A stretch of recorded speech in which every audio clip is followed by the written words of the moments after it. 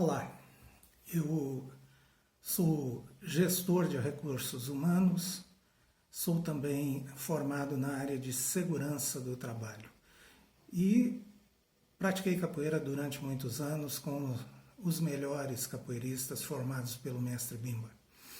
Em São Paulo, na Associação Capoeira, a Rua Augusta, 1030, ali perto do Teatro Record, na época.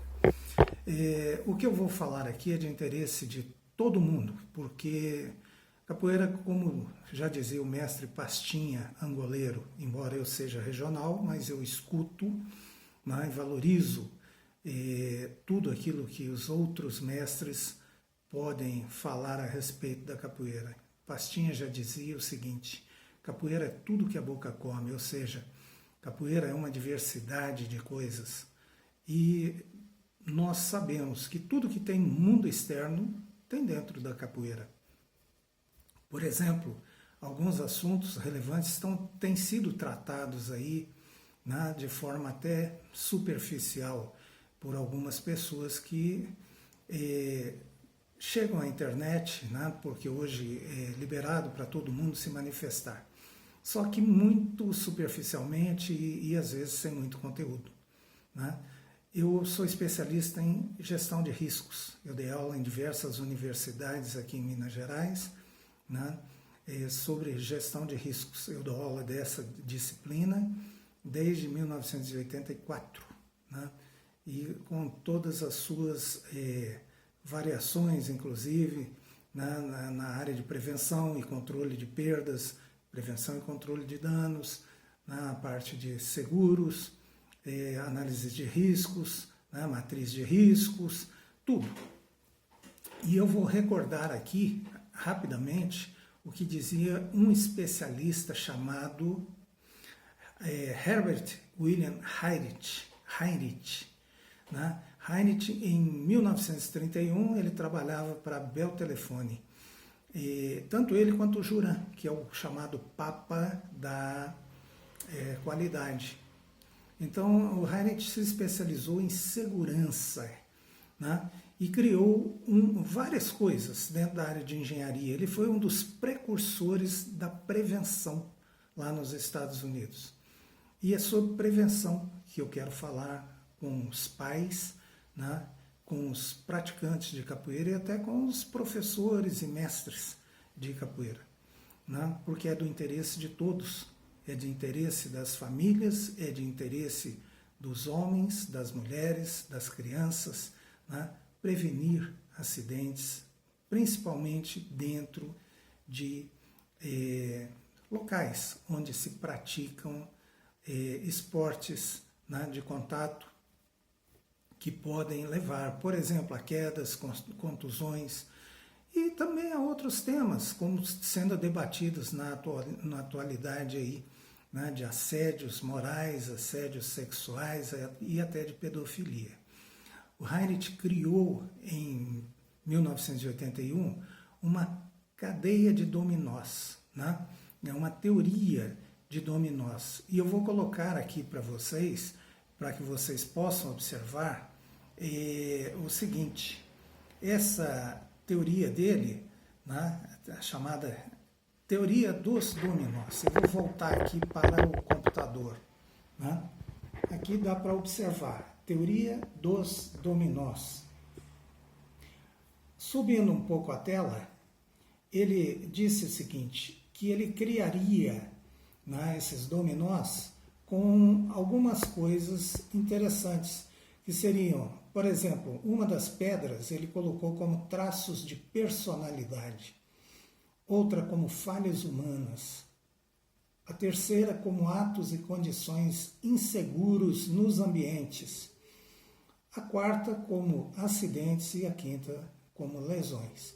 E essas lesões eu quero que vocês entendam da seguinte maneira: pode ser uma lesão física, né, comum, como por exemplo, numa queda, a pessoa torceu lá um membro, né, deu uma torção, deu uma fratura, mas podem ser também lesões de ordem, né, ética e moral, né, que deixam marcas profundas nas pessoas.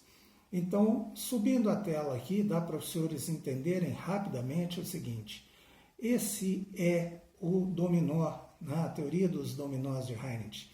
Então, ele disse o seguinte, que havia, por exemplo, traços de personalidade e logo em seguida ele colocou a segunda peça como falhas humanas. Por muito bons que sejam os traços de personalidade das pessoas, elas podem cometer algumas falhas humanas, com certeza, né?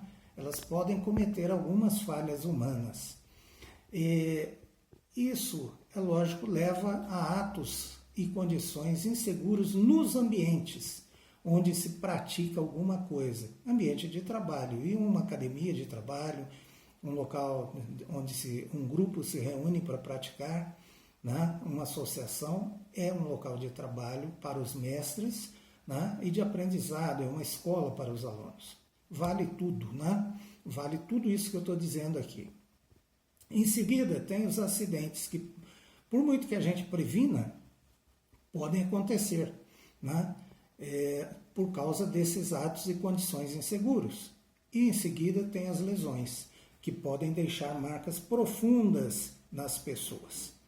Muito bem. Então o que é que ele fez? Ele enfileirou esses dominós e logo em seguida o que é que ele fez? Ele deu lá um empurrão, um piparote no primeiro e como vocês estão reparando, o último caiu ali, né, representando exatamente o dominó das lesões. Voltando aqui para mim. Então, o que a gente poderia pensar? Ora, eu tenho que verificar, meu filho vai praticar o esporte, ou eu mesmo vou praticar um esporte na academia, minha filha, minha esposa, né? Eu tenho que verificar o seguinte: quais são os traços de personalidade da pessoa ou das pessoas que vão estar em contato com estes seres da minha família, esses meus entes, que eu preciso preservar a integridade física, moral, né, dessas pessoas.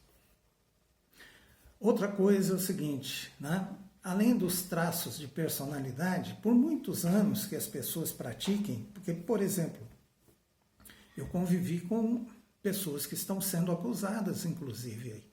Mas no nosso caso, nada aconteceu durante os anos em que eu pratiquei capoeira em São Paulo, inclusive, né, além dos meus 2 mestres, com o famoso grupo dos 9, né, que foram diplomados pelo mestre Bimba, com o pessoal que vinha do Rio, Peixinho, Leopoldina, né, com todos os alunos da Cordão de Ouro, que se formaram inclusive dentro da nossa associação.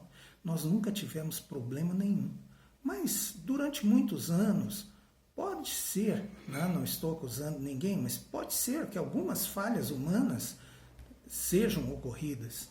E exatamente essas falhas humanas tornem ali um ambiente, né, com condições inseguras, onde pessoas praticam atos inseguros para a integridade física e moral de alguma pessoa, né, que ali pretenda praticar a capoeira.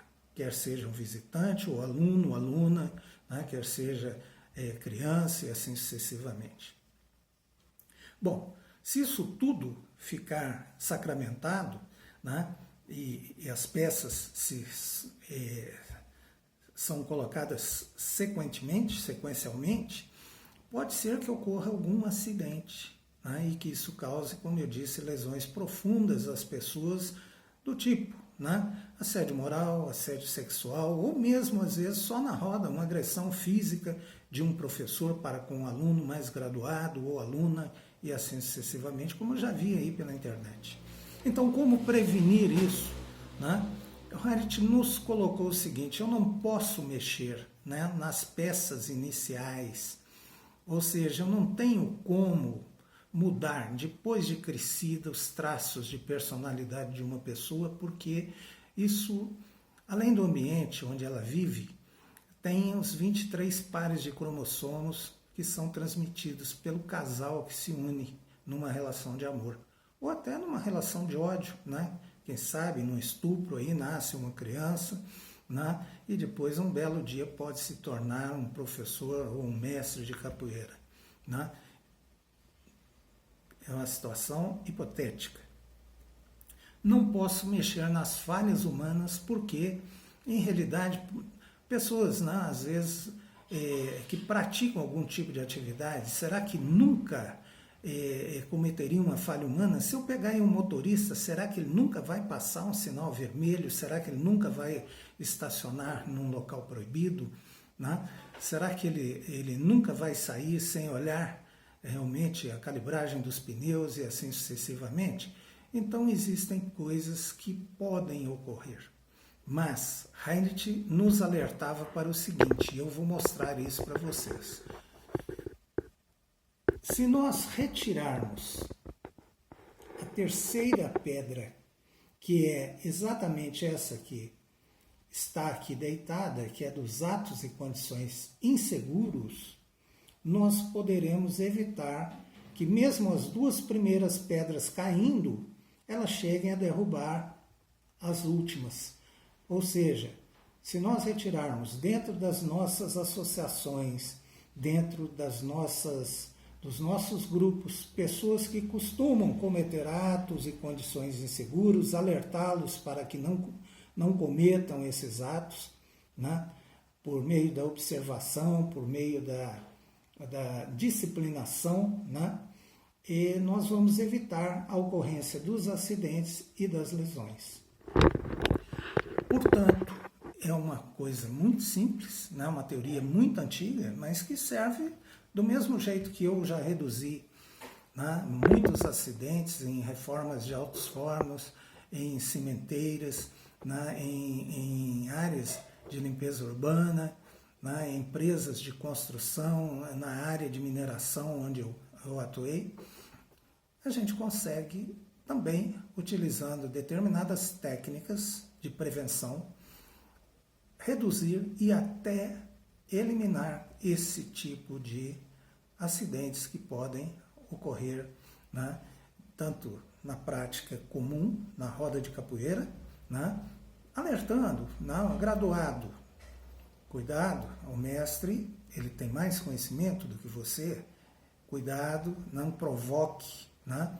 Nós fomos treinados pelo meu mestre Ayrton Neves Moura, por exemplo, o mestre Onça, e pelo Ubirajara Guimarães Almeida, a respeitar os mestres que frequentavam a nossa academia, a respeitar todos aqueles praticantes, né? Os alunos do Suassuna, Almir das Areias, Freguesia, Esdras, Lobão, todos esses eu pratiquei capoeira. E os mestres ali, Pinati, Joel, Gilvan, né? Leopoldina, Peixinho, né? E todos aqueles que vieram do Senzala nessa época e que estiveram na nossa associação.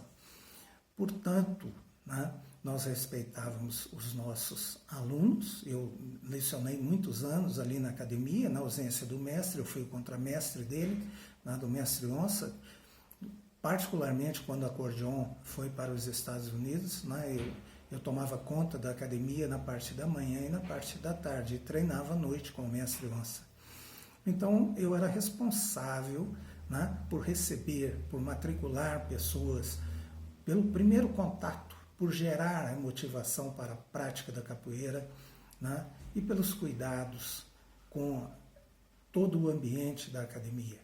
Ambiente esse onde frequentavam nas festas os meus pais, a minha irmã, né, e todos os parentes de todos os nossos alunos, principalmente nos batizados, onde havia as madrinhas, entrega dos cordões de graduações, né, que iriam se sucedendo, festas de Natal, ou seja, era um ambiente altamente familiar.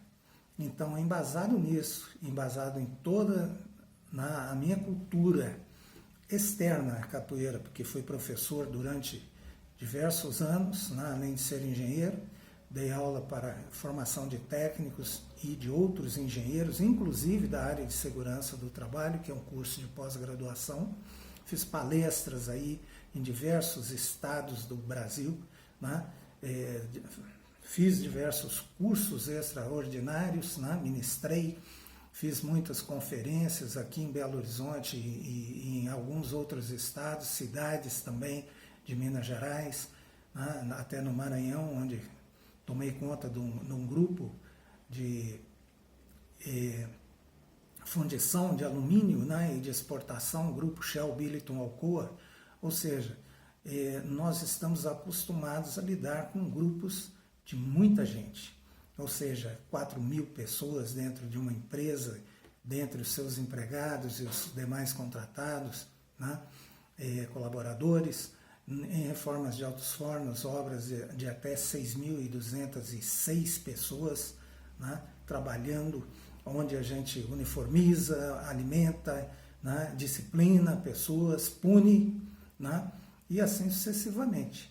Né. Tem que motivar as pessoas, antes de mais nada, né, tem que uniformizar, verificar que não falte ferramenta, que cada um esteja naquele exato local, naquela exata hora, fazendo aquela atividade.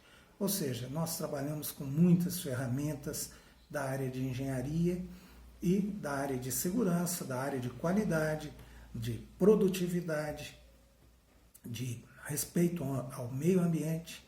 E a capoeira, ela tem praticamente em seu bojo, dentro de um pequeno ambiente, né, aquilo é uma amostra de tudo isso que eu falei para vocês. Vocês vão lidar com pessoas de formações diferentes, mentalidades diferentes, né? Então é necessário que os mestres estejam preparados para receber esse pessoal.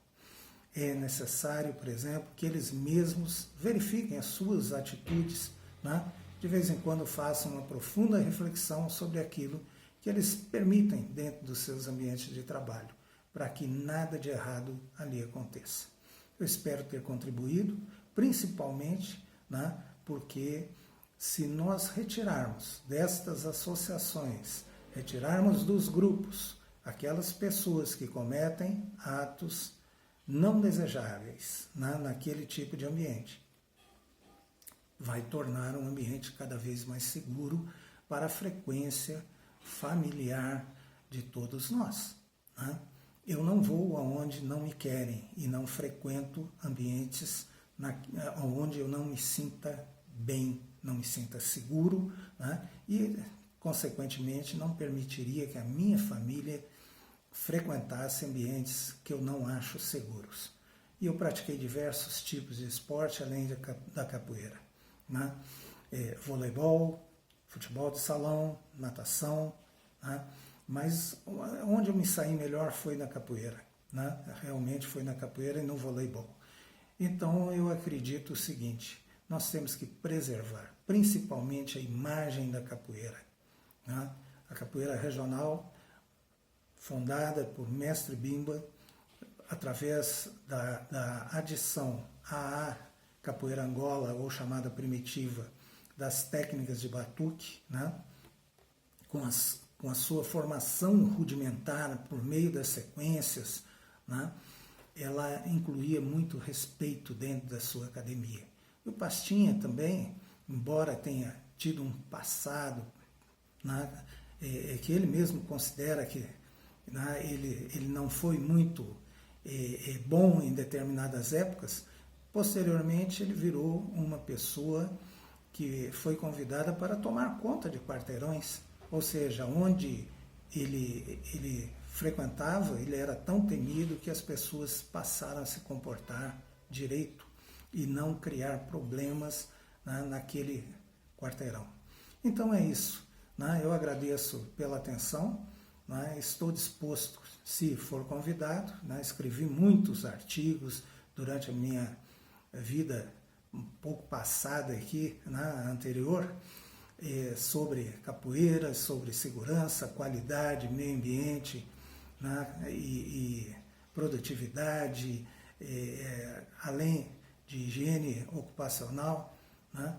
E como disse, sou gestor em recursos humanos e sou especialista em gerência de riscos na área de segurança do trabalho.